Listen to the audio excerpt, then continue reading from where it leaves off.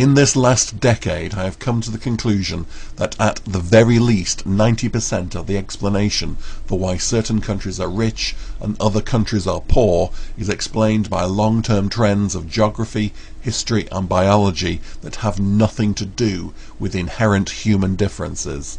I believe there is enough explanatory power in geography and long history without needing to rely on any differences between races, tribes, climes, or whatever other term gives you fewest palpitations.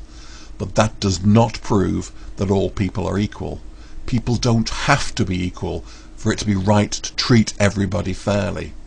Nobody has to believe that all men and women are equally strong or caring to believe that it is wrong to exclude one sex or the other from a particular job. It is not necessary to believe that races have to be equal as an article of faith. Please, do all the research you want. You will not find any sound reasons to discriminate against people on the basis of race for one very simple reason. Equality of opportunity is an ethical stance, not a rational response to the latest data. There is no data that would frighten me, unlike those who maintain that races can't exist and everybody just has to be equal and only a racist would even want to check. They are the people who are afraid of research because of the possibility of truth not being quite as convenient as they would like. They can't handle the truth. I can, whatever it may be. For me, race is a non-issue. There is no good reason to discriminate on the basis of race. Genetic self-interest does not come into it. We can construct a genetic explanation for why a person should allow favoritism towards a brother or a cousin. But such selfish gene theories run into diminishing returns long before we get to second cousins once removed and the bloke who lives in the next village who may share 3 great-great-great-grandparents with us. People in our race are, genetically speaking, rivals, not allies. Fighting for your race makes no more sense than fighting for the interests of people with the same star sign or shoe size. However, there is a good reason to defend your culture, especially when that comes to defending the values that you share. We do now have something that we can call, for want of a more accurate term, Western society. The culture of Europe and North America, plus a few other countries such as Japan, Australia and Israel. It is not an entirely uniform culture, which is a good thing. It is good to have differences. But it does have some core values. We value freedom, both economic and social. We don't want to be told what to do and what to think all the time by anybody, whether that is the state, corporations, or the oppressive forces of society, convention and public opinion. We welcome pluralism. We like to be able to choose to listen to different voices. If somebody or everybody insists or expects that you behave a particular way, then you are not free. We are more civilized than the Muslims. There, I have said it, and I will make no apology for it. We are more civilized than those who follow the teachings of a 6th century warlord. It would be difficult to imagine how we could fail to be. We have more knowledge of the world to base our laws and customs on. To be fair, Islam in its day was quite civilized in many respects. The way that Muslims kill animals was quite good by the standards of the 6th century, using as sharp a knife as possible and cutting the throat in a single positive slash. It has much to recommend it. It is better than the practice of many third world meat markets today, but it does not compare well to the way we kill our animals in the West today.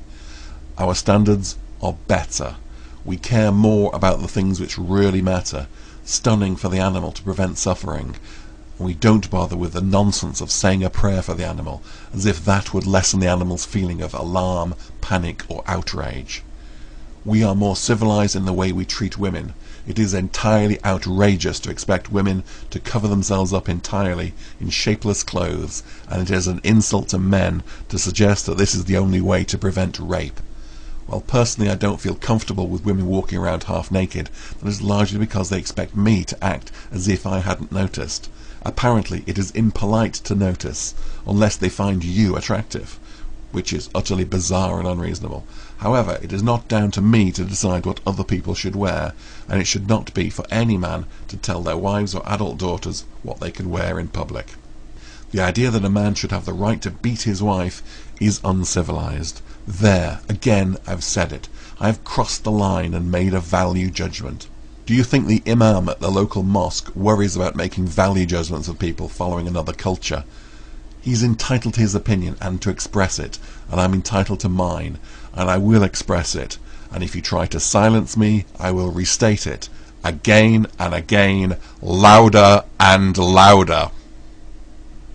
This is not hate speech or racism. I am not a racist. I have nothing against black or brown people, and I have no problem with them living in my country if they want to be part of my culture. I do have a problem with the primitive and uncivilized values of Islam being introduced into public life in my country. I also have a problem with these values being taught in schools using taxpayers' money, and I have a problem with the idea that to say I have a problem makes me a racist. Islam is not a race.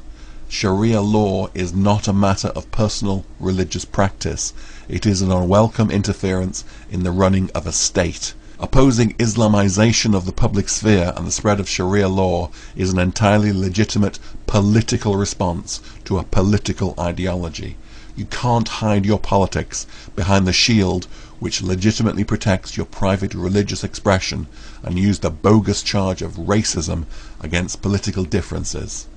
Islamophobia is not a meaningful charge. A phobia is an irrational fear. How can a person have an irrational fear about a belief system which, if enshrined into law, would see him reduced to the status of cattle?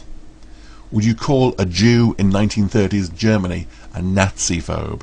It's not paranoia when they really are out to get you. We knew what Hitler thought about the Jews and what he planned to do in Europe. He wrote about it in his book. Hitler wrote a book when he was in prison. Today there are thousands of Islamic radicals in prison planning what they will do when they take over my country, which is something they talk about quite openly. Do you know what the title of Hitler's book was? Mein Kampf, My Struggle. If you translate Kampf into Arabic, do you know what it comes out as? Yes, you're right. Jihad.